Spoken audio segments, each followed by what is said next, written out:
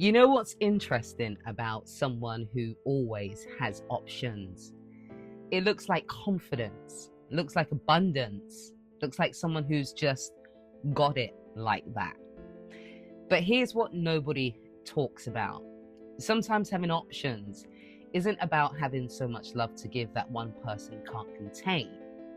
Sometimes it's about being so terrified of being fully seen by one person that you split yourself across multiple people so no one ever gets the whole picture. Neo, one of R&B's most gifted songwriters, the man who penned the soundtrack to a generation's understanding of love, is currently in a situation that's got people thinking. Two women, two separate connections, two different versions of the same man. And before you roll your eyes and write this off as just another celebrity mess, ask yourself this.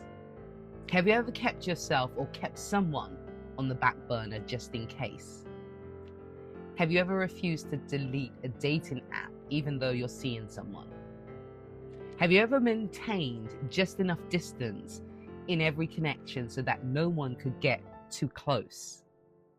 Have you ever found yourself juggling multiple situations, not because you're a player, but because committing fully to one person feels terrifying? That's not abundance, that's armor. And today I'm going to break down why some people, successful, attractive, desirable people, can't commit to one person, not because they're too much or they have too much love to give, but because they're terrified of giving all of themselves to anyone. This isn't just about judging Neo, or even about judging Neo or anyone else living this pattern. This is about understanding the spiritual wound that makes having options feel safer than being fully known. Because here's the truth, in our modern dating culture, keeping options has been rebranded as wisdom. Don't put all your eggs in one basket. Date multiple people until you're exclusive. Keep your options open.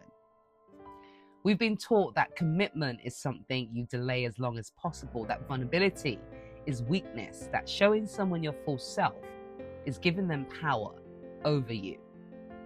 So we date strategically, we maintain emotional distance, we keep backups, we present curated versions of ourselves designed to attract but never fully reveal. We perform connection rather than risk real intimacy. And we tell ourselves this is smart, this is protecting ourselves, this is abundance mentality. But what if it's actually fear? What if the person juggling multiple connections isn't living in abundance but hiding from vulnerability? What if keeping options isn't about having so much to offer but about being terrified that if someone saw all of you, the full, unedited, complicated truth, they'd leave? Think about your own patterns for a moment. How many times have you kept someone around not because you genuinely wanted them, but because having them as an option felt safer than being alone? How many times have you maintained distance in a good connection, not because something was wrong, but because getting closer felt too risky? How many times have you sabotaged something real because the vulnerability of being fully seen felt unbearable? This is what I call commitment phobia disguised as abundance, a pattern where we use multiple connections as a shield against the terrifying possibility of being fully known by one person. Neo's current situation with two women isn't unique to celebrities. It's just a more visible version of what millions of people experience. The inability to fully commit, not because you haven't found the right person, but because the vulnerability required for real commitment feels too dangerous. And here's what makes this pattern so insidious. It masquerades as something positive. In our culture, having options is celebrated. Being wanted by multiple people is seen as proof of your value. Refusing to settle is considered self-respect. So we can maintain this pattern while convincing ourselves and everyone around us that we're just being selective, just protecting ourselves, just living abundantly.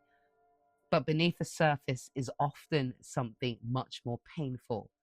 A deep fear that if anyone truly knew you, all of you, not just the created version, they wouldn't stay. So you never really let anyone get that close. You keep multiple connections so no one gets the full picture. You maintain just enough distance so that if they leave, it won't destroy you because they never really had all of you anyway. You think you're protecting yourself, but really, you're generating or guaranteeing the very loneliness you're trying to avoid. Because here's the paradox: the armor that protects you from being hurt also prevents you from being truly loved. The distance that keeps you safe also keeps you isolated. The options that make you feel secure also ensure you never experience the depth of connection that only comes from being fully known. And this is the trap. You want love, you want connection, you want intimacy, but you want it without the vulnerability required to actually have it. So you settle for surface level connections with multiple people rather than risking the depth that comes from giving yourself fully to one. And as the result, you're surrounded by people who want you, but deeply, profoundly alone.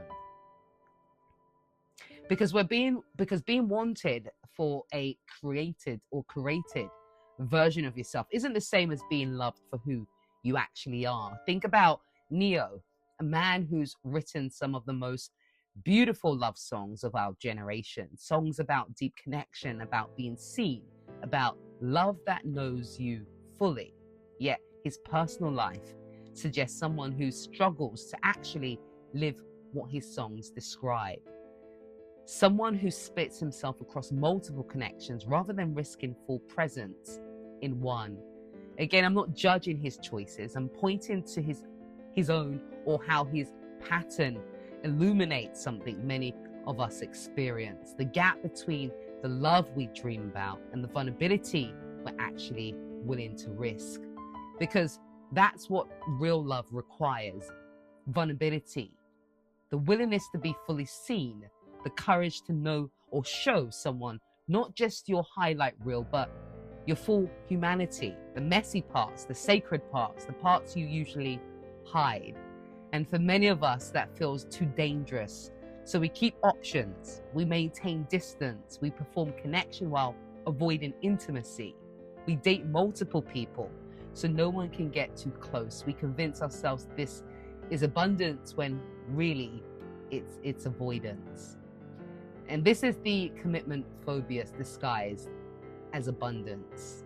And understanding how it works is the first step to fully breaking free from the loneliness it creates.